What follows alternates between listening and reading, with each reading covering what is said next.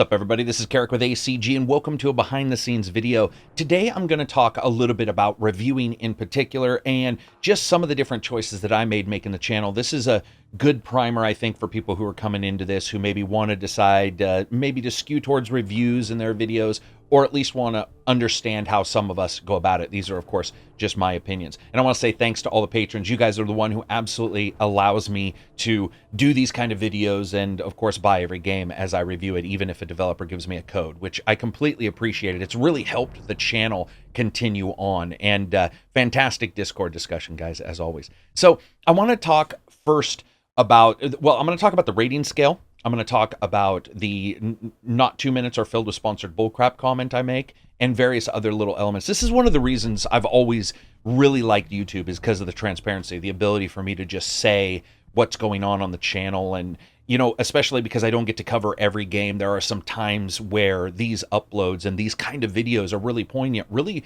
important, and pretty powerful, I think, for people watching, if it, to sort of make them make a choice. You know, do they want to continue to identify as a follower of a particular channel, and so forth. And that's why I do these, is because some people may not like some of the decisions and they may want to move to something that works better for them. That's the way it should be. You really shouldn't follow anybody dogmatically. If anybody's telling you that, they're crazy. That's really, really creepy when you think about it. It's cult-like status. So you want to keep an open mind. And these are just some of the things that work for me and some of the things I want to talk about. The first being, why is it that I ask, or that I state, that a review won't be 2 minutes longer filled with sponsored bullcrap?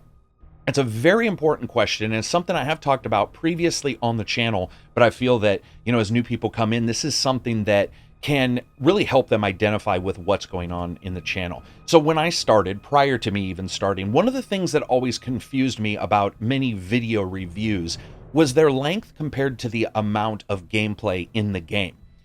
That doesn't mean if it was a 80-hour game, they should have a 8-minute review. That doesn't make any sense. It's really about the context of what's contained within the game. And if a game offers you a great many things, then the idea of having a 2-minute review or a 3-minute review really did sort of bother me personally, as somebody who likes games. And when I say it bothers me, it's like anything that bothers anybody out there. It doesn't even mean it's wrong. It just means it bothers me personally. And I really hated it. And I saw games like The Witcher getting 2 or 3-minute reviews, or a 2-page review, huge, you know, not double-sided or double-spaced, but just huge fonted, you know, writing where people were like, it is a pretty good game. It's like, there's a lot of systems going on in that game that you should explain to somebody, because a review isn't just sort of your end score. It's the context within the actual content that you deliver to whomever, and in whatever form you deliver, and their ability to draw the comparisons between that and the score and identify where they are, because the score, at least for me, that I give is my score. It's not somebody else's score. It's not a guess at somebody else's score. It's what my score is, and then you can take context within the review. It's one of the reasons why a lot of people will be like, why don't you just state the exact second you give the score? Because that makes no sense. That's not really the way this should be, at least for me. So when I was watching these reviews, one of the things that really bothered me was the shortness of the videos and the lack of context, really, between what they were informing the gamer of and what we were actually getting at the end when it came to the score, and just when it came to their overall reflection of the title. It was quite difficult at times to figure out. Now, some people will be like, there's no 2-minute score reviews. There are. And there definitely were, I would consider, even more prevalent in the day, where it was, you know, 2 minutes and 50 seconds, I think, was the one that really, one of the ones that just really set me back and was like, come on, man. I mean, you can spend a little bit more time doing it. And I get why a lot of companies at that time did do it. That was chasing the algorithm for YouTube. It blatantly was. And you'll see people multiple times change entire sections of their channels to sort of figure out what YouTube is doing. And I get that. That's for them, but it's not for me. So when I jumped into it, not 2 minutes long, it's because I wanted to inform people that were like me, that these wouldn't be contained to incredibly short reviews unless I state so at the starting, or there's barely anything going on in the game. And usually then I'll make a joke in the review about, well, I guess this was only 2 minutes, even though they've never been that short. So moving on from there, you know, sponsored content. And I always say, you know, without sponsored content, that's a big deal to me. It's a big deal to me personally, because I feel that I just like the idea of putting out my money on a title. So if I say a game is, you know, to me, I got my $60 out of it, then telling others, you know, that is worth the $60 I paid for it. It doesn't necessarily mean it'll be for everybody, because everybody has different levels of monetary value and certainly availability to free-flowing cash for games, but they can decide and they can look at it and they can understand. It's just one more element of context. A lot of people get hung up on one thing, and that's bad. They get hung up on the review score. They get hung up on something said in the review. They get hung up on not 2 minutes long, or they get hung up on not filled with sponsored bullcrap, and they don't really understand it all comes together to create the channel that I wanted to create, where other people may do something different, and that's fine. And, you know, not everybody will agree with that. They'll be like, my way or the highway, I'm right, whatever. You know, that's something you grow out of, usually at a younger age than a lot of times, it seems.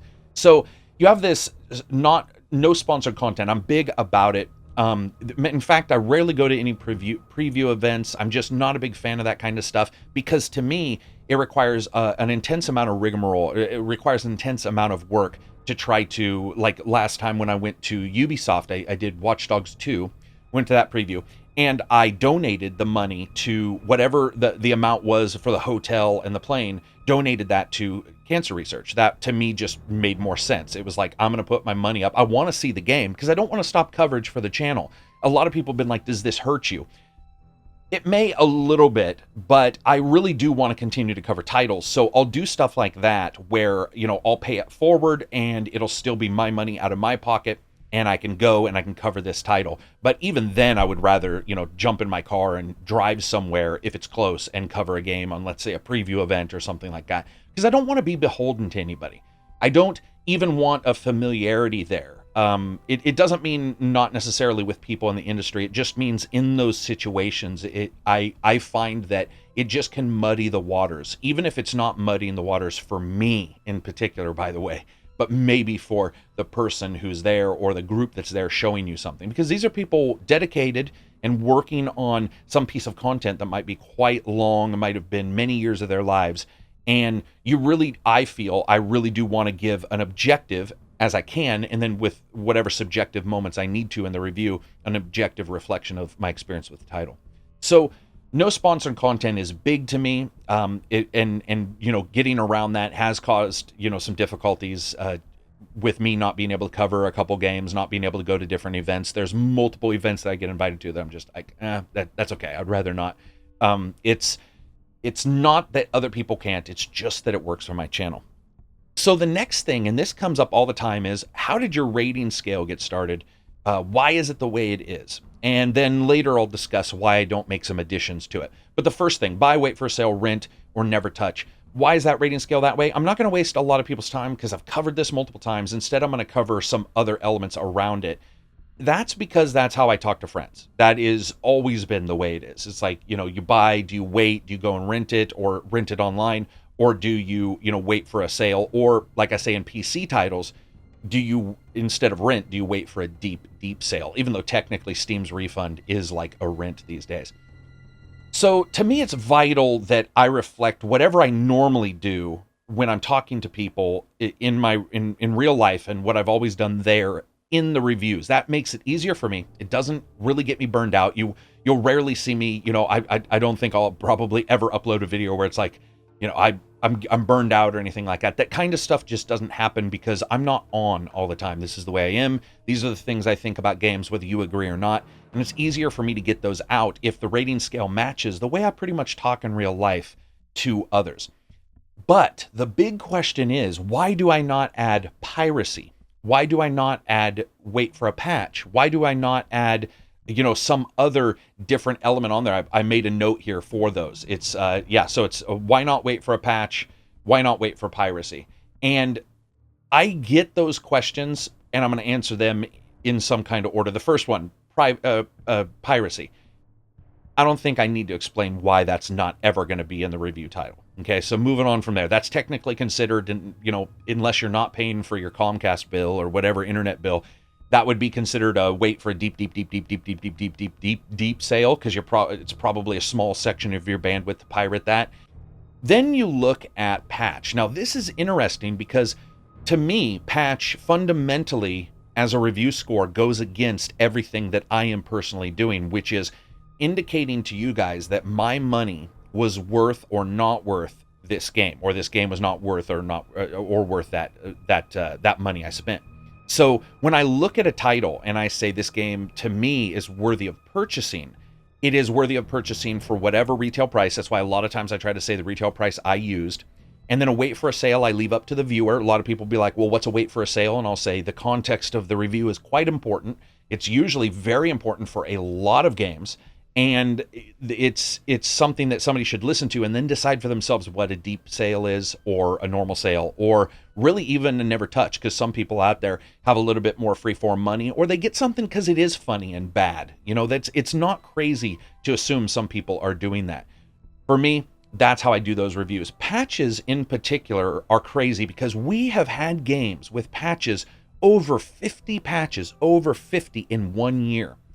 Now, the reason why this doesn't necessarily work for my reviews is because if I say a wait for a patch, which patch?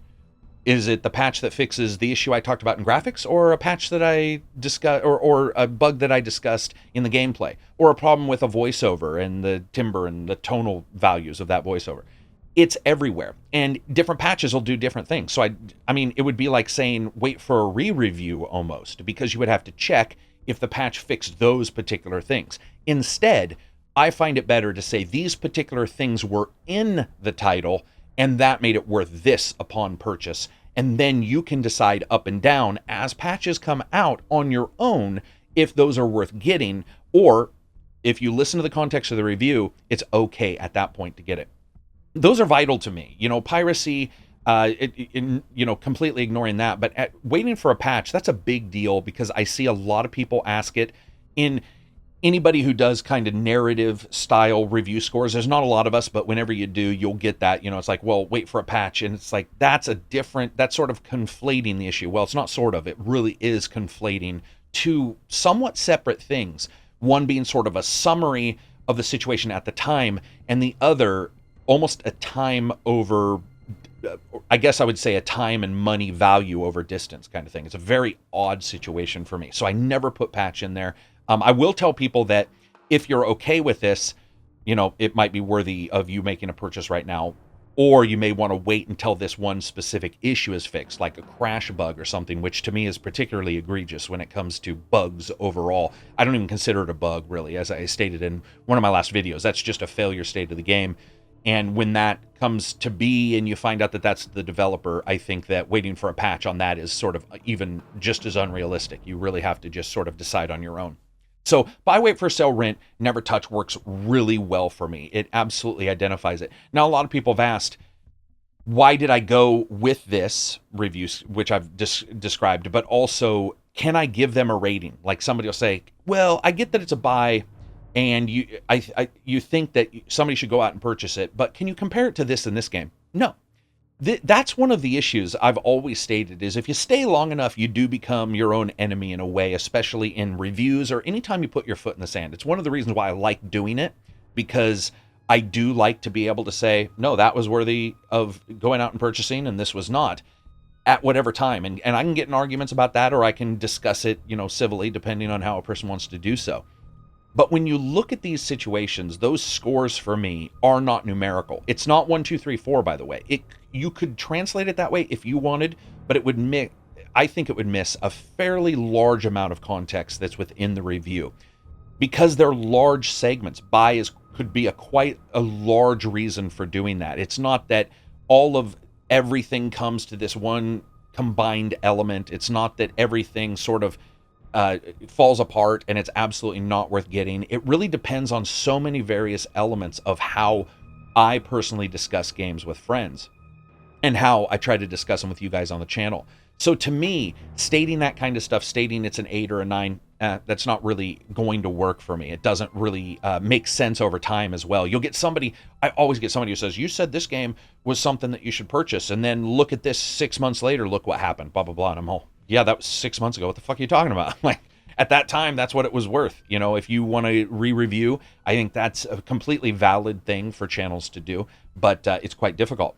You'll get a lot of different arguments for these. You said this game was something that nobody should get, but then you said this game was something people should buy for a deep sale.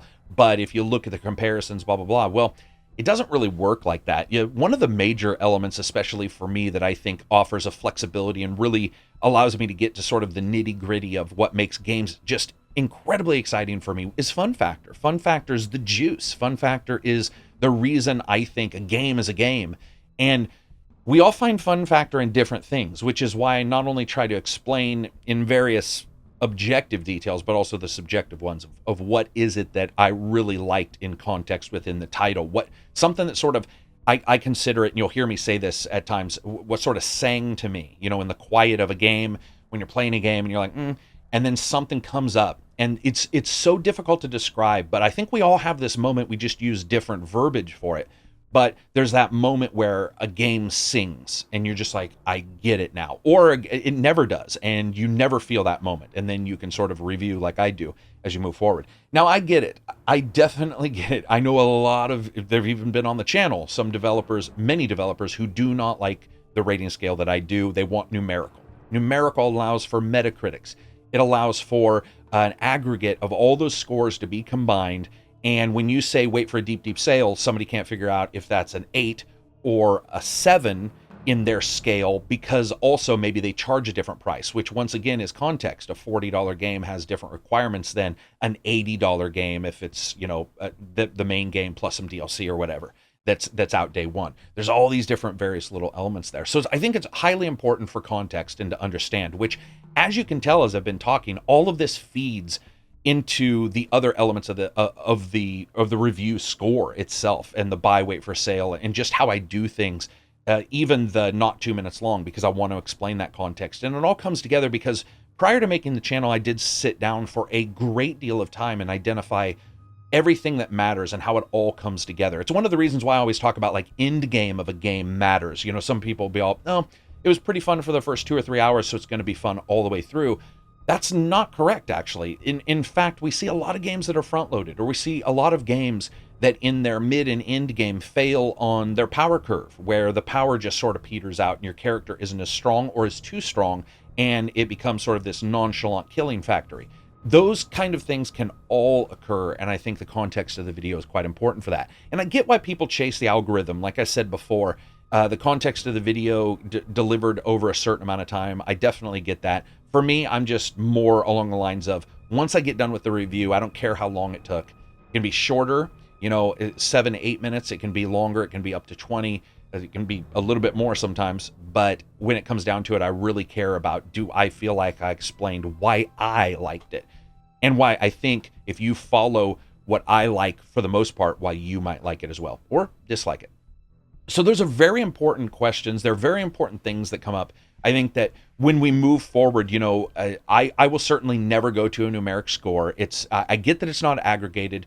A lot of developers have contacted me and said, okay, you liked the game, obviously. Can we take a blurb, a sentence, and throw it on a video or something like that? Yes, you can throw it on a video if it's bad. You can do whatever you want. That's up to you.